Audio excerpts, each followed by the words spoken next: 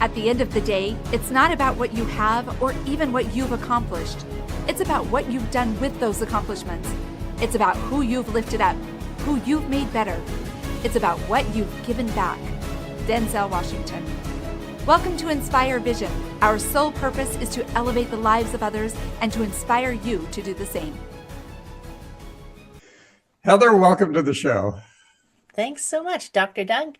I'm glad we finally got to connect. I know. We had to schedule this a couple of times, so I'm glad we're finally able to do it. So that's great. So where are you located? I am in Toronto, Ontario, Canada. So it's Okay. actually 8:30 at night right now here. Oh, very good. Very Yeah. good. Well, and so share with the audience kind of who you are and the story, the journey behind what brought you to this point, because it's very different than what your initial approach and journey was. It is very, some people, they kind of stop in their tracks when I tell them this. So right now, I am a real life coach and a transformation facilitator. And I coined the term real life coach because I think that the solutions that people come up with, together with me need to fit their current circumstances. So they're not overwhelmed. But that's not where I started. I did what you were supposed to do. In North America culture, you go to university, you get a degree, you become a professional, and you work your job until you retire.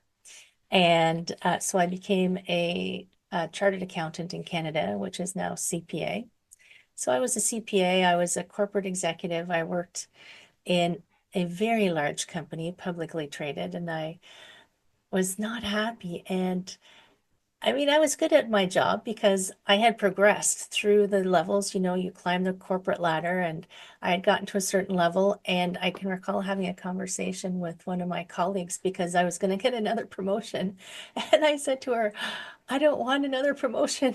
And she was laughing because for me, another promotion, yes, it's the recognition. And yes, I recognize that for some people, that's what they want. But I didn't want it because it was more money and more recognition, but it also was more of my life because it was going to involve more hours. And I was already working a lot of hours, and I already felt like I was missing out on the things I wanted to do. People would strive for this work-life balance thing. Like, I don't want to work. I want to live my life, but I have to work. So I did something really crazy and I quit my job. And I did kind of a clean sweep all at once because a lot of things weren't working. So I quit my corporate career and I got divorced and I sold my house all at one time and Wow. within like 3 or 4 months. And this, again, don't do this if it's not ringing true for you. You don't have to follow this path. This was my path. But I just decided to go to India for a few months and hang out because I was doing yoga for stress relief in my corporate job. So when I came back, I went back to school. I started teaching yoga. I actually went back to school for 2 years and became a registered massage therapist. So went into the wellness space, became a personal trainer. So I was fully into the physical wellness space. I'm teaching yoga. I've got a studio. I'm training people. I'm doing massage. And I was loving it. And I've actually retired now. I retired after 14 years of massage, but I still teach and I still do a little bit of personal training on the side.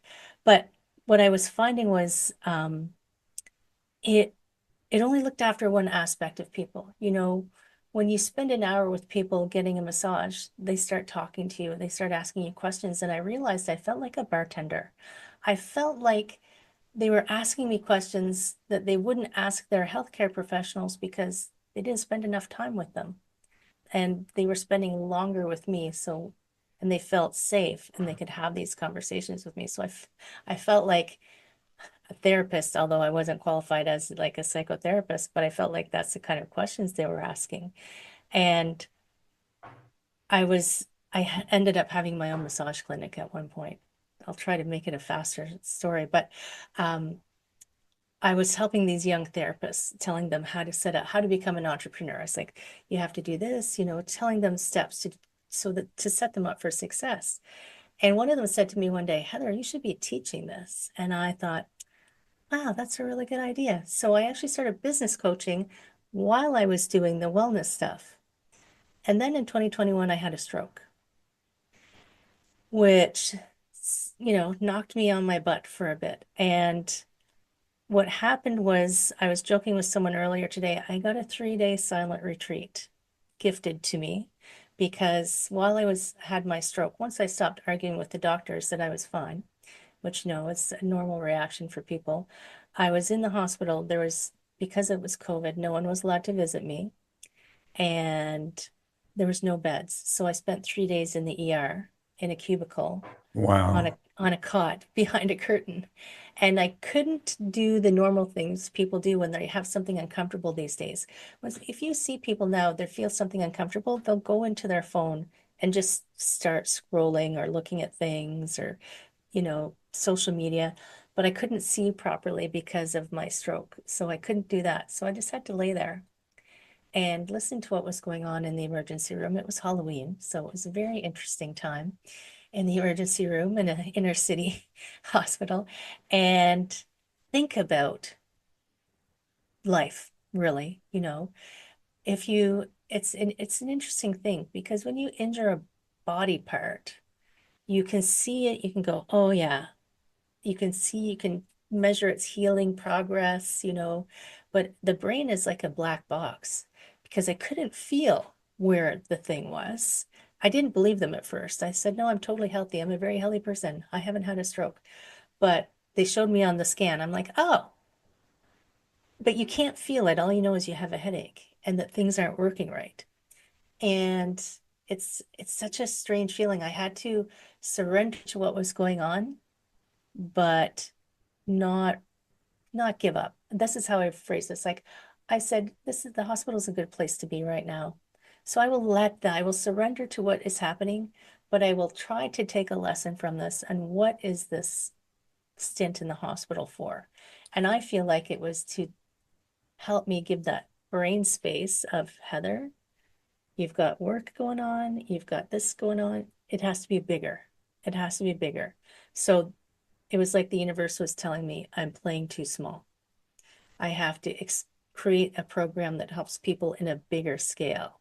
And actually, it's where my podcast came from, was when I was in the hospital.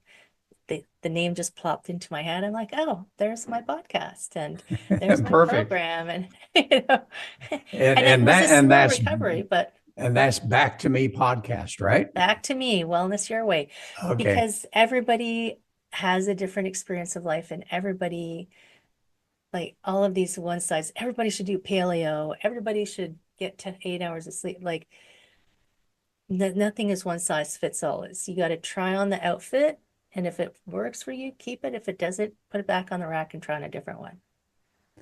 Well, and you know what's fascinating to me, and I've experienced this too.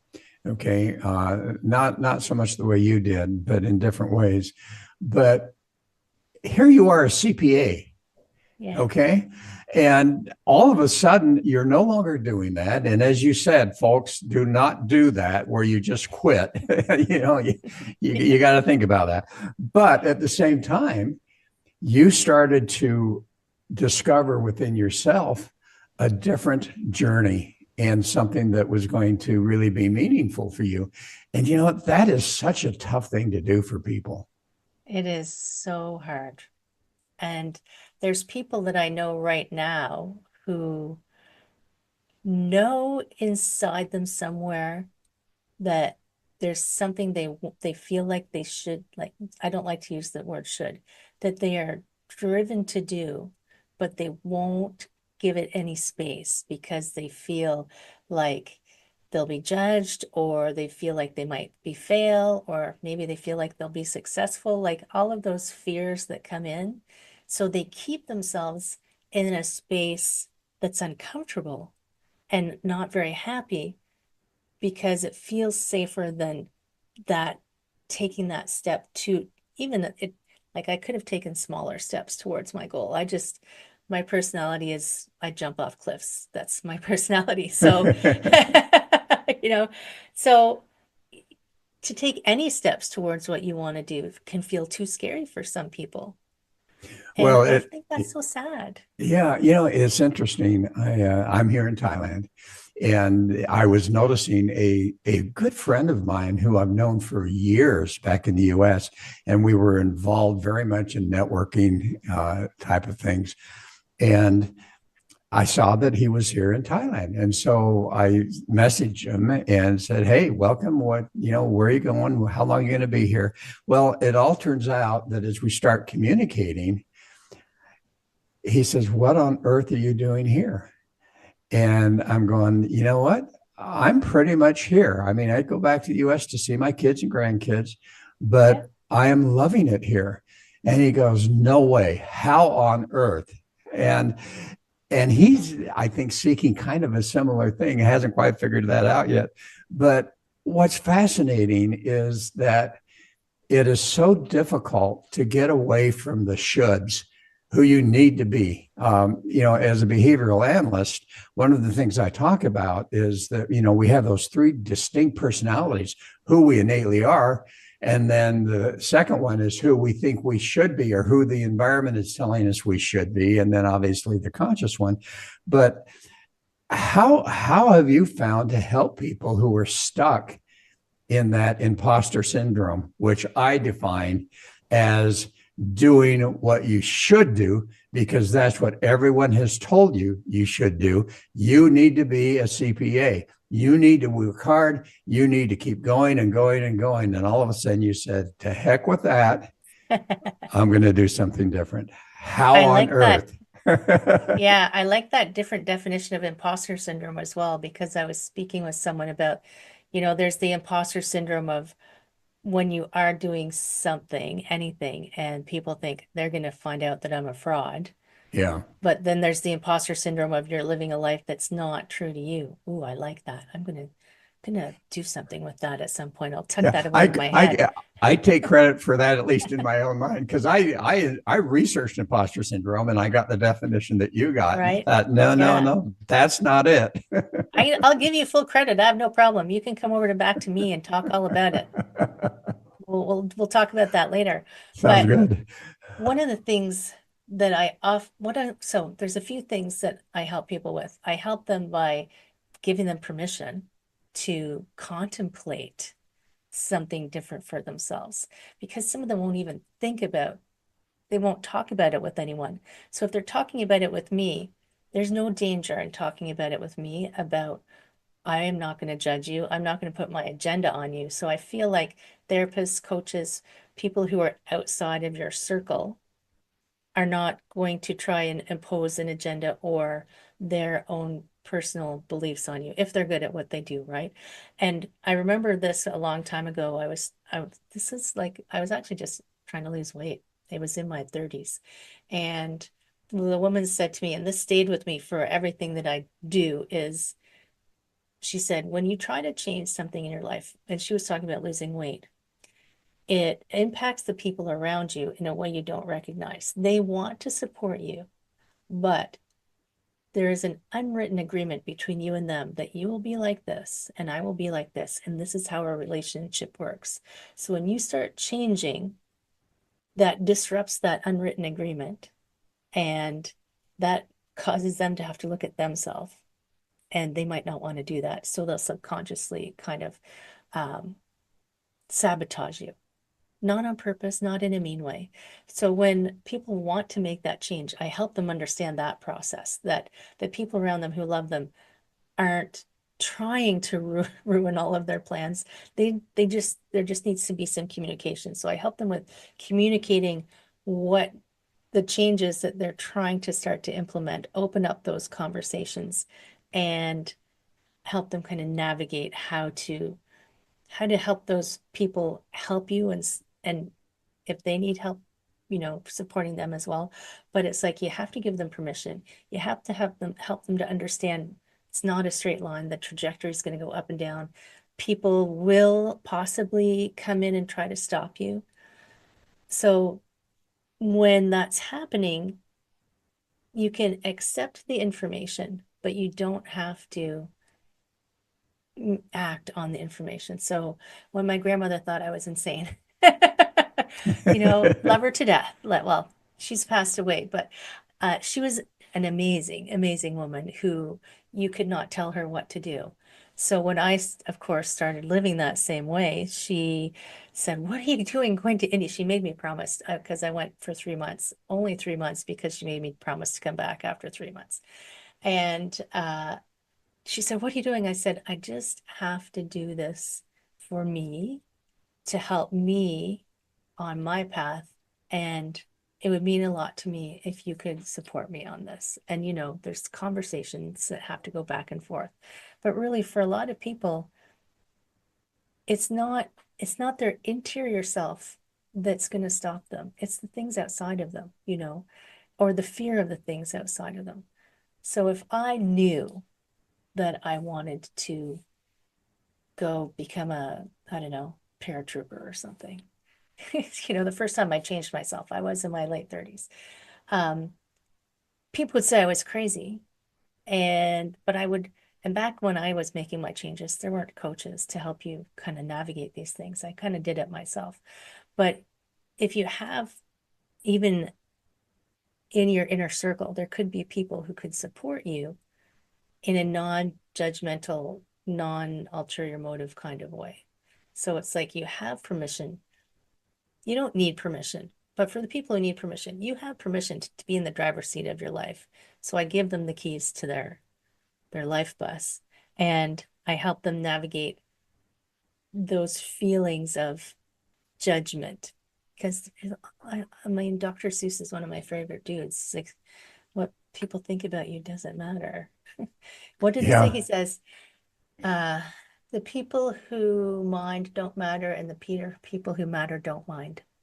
Yes, and I love that. It's interesting, and you've talked about it in a couple of different ways. So here you are, you literally just made a change abruptly, and I know that as I was working in the business arena and doing some consulting there, one of the things that I would tell people that were thinking of making some major changes in their business is like, all right, slow down, make sure that you have sufficient savings, whatever, to last for a period of time, so that ultimately, as you're able to start to make that change, you start to match the other income, and ultimately you can make the change. Now that's business. But in life, and what you're talking about, it's like for most people, and for me, it was very gradual. Okay. For me, it was very gradual. And I think for most people, they need to understand that you just don't make this change immediately, but you gradually start to move in that direction. And I know you have a difference between harmony and balance, so we'll talk about that. Yeah. But because I was going to say balance, and I go, no, I can't do that. No, don't do So, that. harmonize their life to the point where Well, what's ultimately, interesting is, like, on the outside, it looks like all I did was one day I was this, and then I was like, boom, yeah, done. But it's almost like, I don't know if you know the story of Picasso. One day a guy went up to him in a restaurant, and whether this is urban myth or not, and he asked him to draw a picture, and he drew a picture on a napkin, and he said something like $100,000 for the picture on the napkin. And the guy said, "That only took you 2 seconds to draw." He said, "No, it took me 20 years. yeah. So that when I drew the line in the sand, it wasn't like one day I woke up and went, "This is it." There was a lot of internal processing for me, internal processing, because I had started meditating and I had started practicing yoga. I did not know at the time what it was going to do to me, but internal processing had started to the point where my internal processes said, "Okay, it's time." And because I was a CPA, I mean, I already had all that financial stuff all worked out. So I knew I could survive for quite a period of time. In fact, I survived for a couple of years where I was back in school, right? So, Right. so it seems like it was one of those crazy instantaneous things.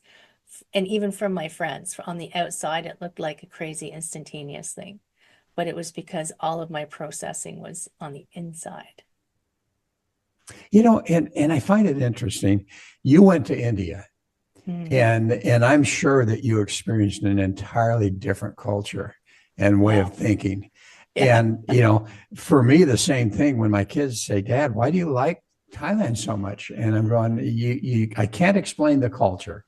I mean, there's negativities to it all, but the positivity to it is just amazing.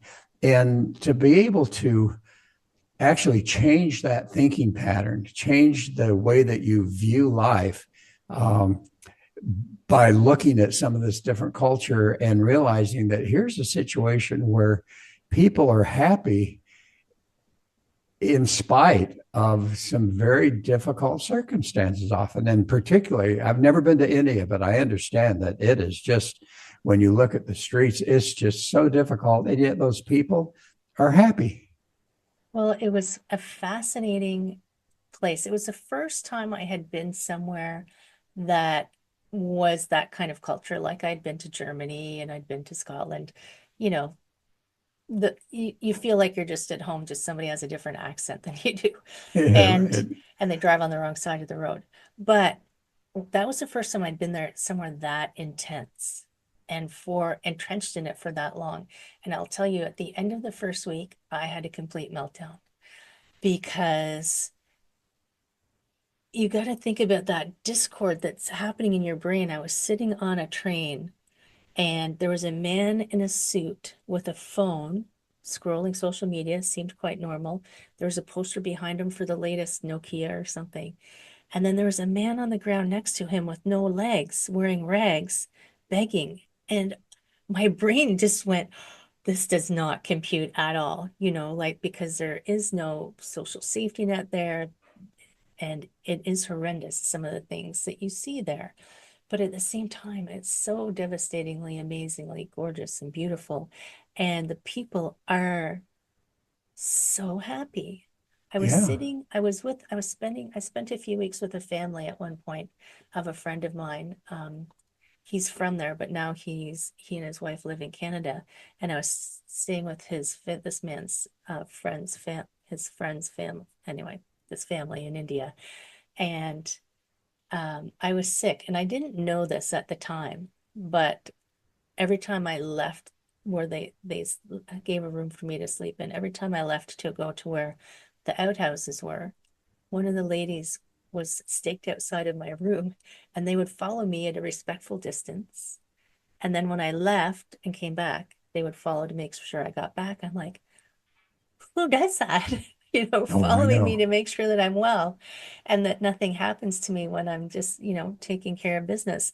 And it was October. And I was up in the mountains. I was up near Manali and in the Himalayas and sitting in the kitchen on pieces of cardboard on the floor around the wood stove because it was the only heat in the house. And they had gone out and got a goat because there was a special guest there. It's like, wow, that's crazy. And they were talking, and I'm like, they felt bad for me because I didn't have a job and I didn't have any children because they had their kids and their grandkids and they're sitting around and they're also happy. And I'm looking at, I'm wearing my North American mountaineering clothing. I'm like, my clothes are worth more than your home. And you feel bad for me. Wow, that's intense. Like that was an intense kind of realization of where happiness can actually be found. And they were just so kind. And they would have given us they would have given me whatever you need something here, please take it. Here, please take it. We don't need it. It's like one of those mindsets of you don't need more than you need. Yes, I have sufficient for my needs. Yeah. And what a mindset change that would be in the Western Hemisphere if we were to Yeah. absolutely involve that. So There'd you be have no come Black up. Friday sales. Yeah, I know. I'm looking at them now. I know, I So, know. here's the become, Mm, and I love that. And I want to talk about that. So you call that the thriving life, I think, roadmap or method. method. Yeah, Method. Can you share with the audience what that is? And I love how you use the word become and right, create that, because in my mind, our whole goal is to become who we are. right. Yeah, Yeah. there's the be more, do less, if you haven't checked that book out yet. I Yeah. mean, it's a great book, but this came to me when I was actually in the hospital in the emergency room because I was thinking about, I was trying to message my massage clients saying, I'm sorry, I'm in the hospital. And they were saying to me, Heather, stop being so ridiculous. Like, take care of yourself. And I went, oh my gosh, you're right. I should be taking care of myself more in this situation, especially. So, as I'm lying there, it came to me, what I want is what do you want? I want to be able to thrive. I could just felt this word thriving, thriving, thriving. And I could see that life was more than your work and more than just one thing. And so I came up with all these six parts, even though I always advocate for not trying to, split your life into bits, but it helps you wrap your head around it. Right. So the Thriving Life Method, the roadmap thing is a lead magnet that I have that I help Okay. people kind of map out their thriving life. So Become is the acronym for the six pieces that we talk about to try to, harmonize and manipulate into a way that supports you. So I'll spell out my letters. B is your body. So that's your physical health. Because if your body's not well, it kind of impacts everything. Right. Your emotional health is the E. Some people don't realize that the way they are emotionally really does impact the rest of their life. And I'll tell a story about emotional. So, um, if you're this is someone that I know near and dear. I won't name names, but because I saw her on the weekend, she came into the room with this like angry face, and that's her normal face. It's not a bitchy resting face or anything. She's just, when she enters a room, it's like she's ready for battle. And I thought, wow, how does that impact how you interact with people if that's how you enter a room? They're already going to be being defensive and not open and sharing and being able to, I walk into a room with, hi, how's everybody doing? Let's have some fun. And it's such a contrast. When I saw her walk in and I saw how people reacted to her, I thought, wow, that's sad for me because human connection is so important, right? We discovered that through COVID. And the third letter, which is the C, is community, which is your relationships. So your relationships around you need to be reciprocal.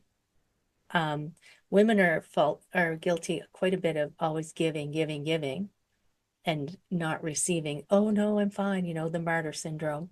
It's not always women, but your community needs to be, your relationships need to be reciprocal. Sometimes it's up, sometimes it's down, but ultimately have some kind of, we'll use the word balance there, and and not draining you. So that could be your close relationships, your work relationships, your friends, acquaintances, baristas. I consider everybody I encounter, I want to leave them better off than I found them.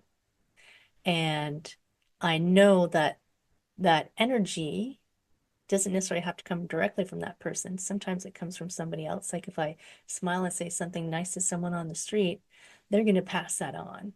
It Absolutely. didn't cost me anything to say, wow, I really like your hat, you know? So that's the C. And the close relationships are the hardest ones to look at because those are the ones you think that you have no choice about, but you always have a choice. Some of them are just more challenging to make sometimes. And then the O is your occupation, which could be your profession, it could be your business, it could be your job, it could be I have a client who's actually retired. So she has this project that she works on. She calls it her beloved vocation. So it doesn't have to be necessarily a paying position, but it's something you occupy yourself with. Yes. Uh, M is money because we do require the coin of the realm right now for food and shelter. And so your financial health, I know people who spend to make themselves feel better, which makes them feel worse. I know people who don't spend because they think the world is going to end, which makes them feel worse. I mean, your relationship with money is complex and intricate and individual and based a lot on your upbringing and your lessons along the way. And part of my goal is just to make sure, do you have enough? Do you have enough for your requirements? And helping people, if you don't have enough, helping you figure out how to do that in Well, some and way. you get into the ego part of this where they need this and they need that and so forth. And as you said, to get to the point where they have that mindset that they have sufficient for their needs and not always wanting more and more and more and more. That's a difficult mindset to change. And yet I know that that's so important. Anyway, so go on. So we've got Well, E, and the with last one. just a quick comment on that one Yeah. is even because I fall prey to it, even though I know I have everything that I need, marketers are very savvy in psychology and they know you can be 1 minute completely satisfied and then something happens, like some marketer tweaks something in your brain and suddenly you're not. And Yes. those ones give me pause where I go, wait a minute, I don't actually need another pair of shoes. It's like, but you got to catch yourself. So Yeah, you got to, you do. You really need to be careful on that. because they're working really hard to get you, and I'm working really hard for them to not get me, unless I Yeah. actually do need the thing, but sometimes I do need a new pair of shoes. And then the E, I needed another E. So it's engagement.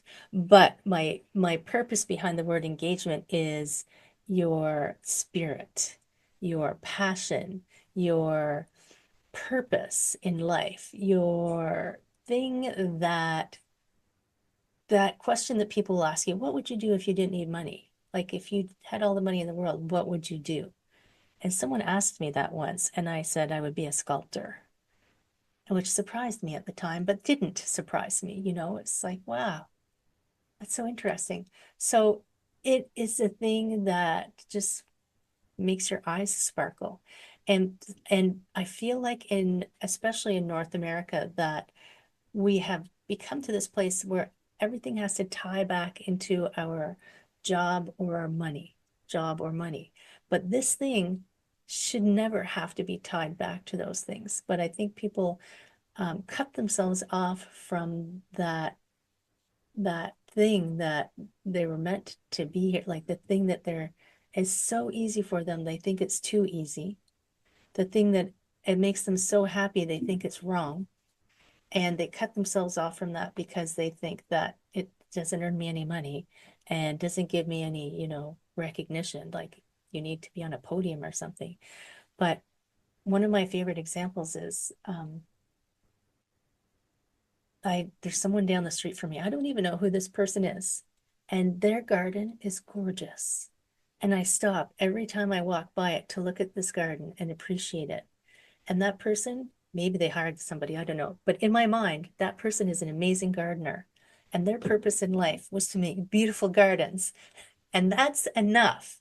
Because when I walk by, I am very happy and lit up. And I imagine everybody who walks by that garden is uplifted. So maybe your purpose in life is to grow a beautiful garden. And that's enough. We don't need bombs going off and car chases. You don't need gold medals. Just do that thing that lives inside of you. And I've had clients who say they don't know what makes them happy anymore because they're so disconnected from it. That was a process to get her back to that place where she recognized joy again. Well, and you talk about the higher self and that engagement with the higher self. And I think it's interesting because as you look at the various cultures, religions, and so forth, philosophies, in Buddhism, which you came across, I'm sure, in India, it's just like, get yourself to where you're free from suffering. Mm-hmm. And regardless of your circumstances, you don't need to suffer. And in Christianity, I am that I am. In other words, just become. And I think people have a difficult time understanding that within themselves, there truly is that higher self, that if they can tap into that, it can make all the difference in the world in the direction of their life. But how do you help people to tap into that spiritual higher self? Right. For some people, I call it intuition because they feel safer calling it intuition Yes, yeah. than Different giving names, it a, different, yeah, yeah. different Then names for whatever you want to yeah. call it. I call it my higher self because we're good buds, this is my friend. So I actually, believe it or not, I probably 2 years ago was not totally connected as well as I am today. And but I had a friend who said to me one day, she said, I'm just going to check with my higher self what the answer for this is. And I thought, what do you mean? You're going to phone them? Like, like, so, and I'd been in the spiritual kind of, I call it a little bit of woo-woo, like the yoga, the meditation. I'd been in that realm for a long time. And I'd never heard someone say, I'm just going to check with my higher self. And she's an Akashic Records reader. And she said when she checks in with herself, like herself on whether something is right for her or not, it's a pause. You ground yourself down. And she just kind of asks herself, is this the right answer for me? And when she gets an answer, she gets a visual cue, like this thing, the Berenstein Bears, if you remember them. Yes, yes. So she sees the Berenstein Bears, and I think, wow, that's really weird. Like I thought at the time that was strange. And I was having trouble. I was like, how do you do that? So I started practicing, and I started practicing with something that was like not life threatening or, big life choice. I would just ask my higher self every morning. I'd say, okay, which tea should I have today?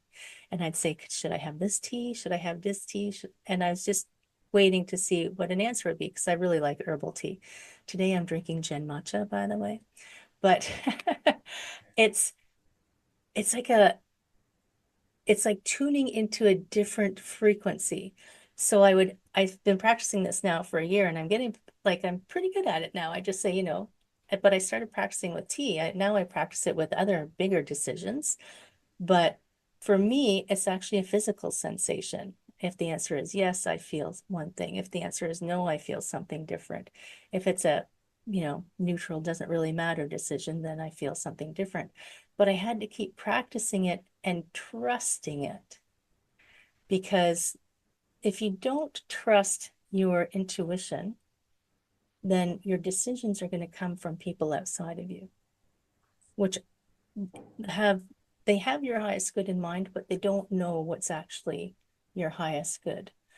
So I started practicing it with bigger decisions so that I don't know whether the tea is right or not, right? They're just saying, take this tea. I'm like, okay. But what happened to me just recently was I have a couple of options to get home from my office. And I will ask every day while I'm on the streetcar, should I take this bus or this bus? And one of the buses takes longer, but sometimes it's the connections that, so I don't usually like to take that bus. My intention is always to get home fast. But that day it told me to take this bus that takes longer. And I thought, I don't want to take, I did that. I don't want to take that bus, but I went. I said, I'm going to trust my intuition. And I went and got on that bus. And that bus was running late and it was crowded. And I'm like, why did it put me on this bus? I'm going to be home later than I would if I'd taken the other bus. But a woman got on this bus that I didn't want to be on. And it was a client that I hadn't seen in a year. And she had just come from an appointment and she was in a bad headspace. And I was like, oh, now I know why you put me on this bus. Because she would never have been on that bus. She lives in the other end of town. She was on that bus to go to see her Right. boyfriend. I've never run into her in the city in all of these years. And that day I ran into her. And I just went, oh, okay, now I understand why you made me take this bus. It was like that specific bus, those specific delays. It's like it orchestrated it so that I could help this person that I hadn't seen in quite a while. It's like, wow. Yeah. That's brilliant. And it is. And of the things you talk about with become, the thing that stands out to me is number one, that engagement and what we're talking about now. The other thing that really hits me strong is the emotion. And as you shared the story of the lady that came in and just angry and so forth. And I think about how we don't realize that our emotions so often are controlled by that subconscious external type of situation. And yet emotions affect health. They affect our well-being. They affect our happiness. And again, imposter syndrome, when you're experiencing emotions that are not truly yours, but are imprints that someone put on you, say as a child, you're not living your life. You are not who you are. Right. I remind people, when you came onto the planet, were you born with the hustle, hustle, hustle? Like, no, you weren't. You were born, you wanted to eat and poop and sleep and have fun. Like, that's all you wanted to do. And everything that came after that was learned, so you can unlearn it. And I feel like if you are putting, I'm just remembering an episode of Friends where Chandler and Monica were hanging out with Chandler's boss, and they had the work laugh, ha ha ha ha ha. Like, they had a work personality that they put on top of themselves when they went out with work people, which I thought, that's not healthy for you. Now I understand there's, societal, you can't just start crying and have a temper tantrum in the middle of the office, but I don't think you should filter your true self in life. And like you said, that imposter, you're pretending to be someone that you aren't, because it's like the woman who came in who was angry. That's her armor. I know that's her armor. And I know where that armor came from because I know her. But in creating that armor of a persona that you show the world, that person who's inside of you doesn't get to actually be truly seen. That's so true. That's so true. And I that's guess, so lonely for that little person in there, right? it really is. So let me ask you a question. How do people find you? HeatherStewart.coach is the easiest way to find me, because that's where I have links to all the things. And they're able to access your method. And I know I went to your website. I love the pattern that you put up there about, the different areas of become. That was brilliant. So as we close, what would be kind of that message that you want to share with the audience that they want to think about afterwards? So I never plan these in advance. I wait for, divine download, I call it. Okay. And just as you were asking me, I looked up and there is a card over my desk that says, let go of being right. And this is important for me because there is no right and there is no wrong. There is just taking responsibility for your life, making decisions for your best good, knowing that making decisions for your best good will help everyone around you. And there's no mistakes, there's no right, there's no wrong. There is just taking responsibility and loving yourself enough to do that. Love it. Well, Heather, this has been a fascinating conversation. I appreciate so much your insights and obviously your journey. And I know how you are affecting in such a positive way other people. It is my engagement. It's my soul journey. I know that for real. That's what I'm meant to do in this go around the sun. And kudos to you. So thanks again. You. And folks, thanks for listening. Hope you enjoyed it. Look forward to having you join us again soon. This is Dr. Doug saying namaste.